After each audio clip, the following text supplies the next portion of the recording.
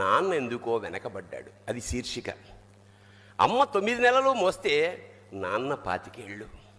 రెండూ సమానమే అయినా నాన్న ఎందుకో వెనకబడ్డాడు. ఇంట్లో జీతం తీసుకోకుండా అమ్మ, తన జీతం అంతా ఇంటికే ఖర్చు పెడుతూ నాన్న, ఇద్దరి శ్రమ సమానమే అయినా అమ్మ కంటే నాన్న ఎందుకో వెనకబడ్డాడు.